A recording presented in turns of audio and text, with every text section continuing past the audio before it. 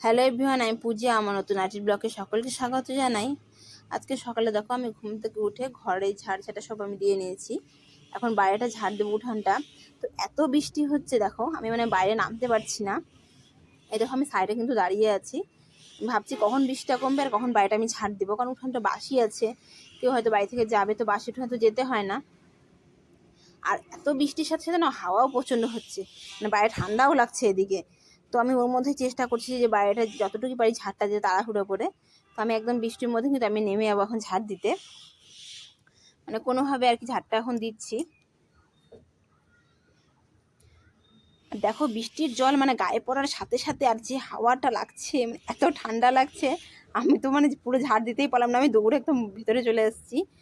পুরো ঠান্ডা লাগছে, ঠান্ডারও দোষ। আমি অপেক্ষা করছি কখন বৃষ্টিটা কমবে। তাই বৃষ্টিটা একটু হালকা হয়েছে, কমছে। তো আমি তারপরে আবার দেখো চলে এসেছি ঝাড় দিতে। যে ঝাড় দিয়ে আমি আবার স্নান করতে পূজাই দেবো, তো একটু ভিজে আর কি, ভিজলে কি হবে। তো ভাবলাম যে একটু ভিজেই আমি ঝাড়গুলো দিয়ে নিই। আমি কিন্তু অনেকটা ভিজে গিয়েছি। আমি এইভাবে উঠানটা কিন্তু ভালো করে ঝাড় দিয়ে নিলাম। ঝাড় দিয়ে এখন আমি চলে যাবো স্নান করতে। স্নান করে যেহেতু পুজো দিতে হবে, আর বেলাও অনেক হয়ে গেছে।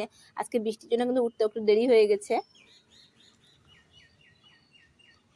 তো দেখো আমার ঝাড় দেওয়া হয়ে গেল, আর এখন আমি চলে যাচ্ছি স্নানে।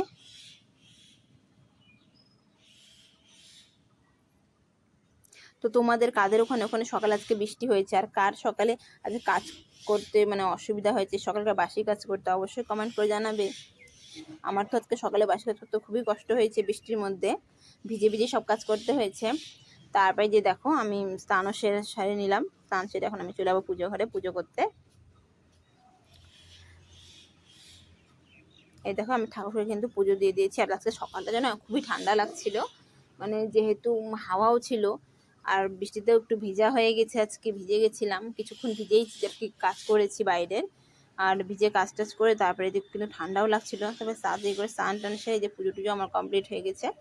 আর পুজো করেও কিন্তু আমি এই দেখো চা বানিয়ে নিয়েছিলাম। সকালবেলা লাল চাই খাই, ওই যে লাল চা মুড়ি দিয়ে আমি কিন্তু খাচ্ছিলাম। আজকের মতো এতটুকুই, টাটা।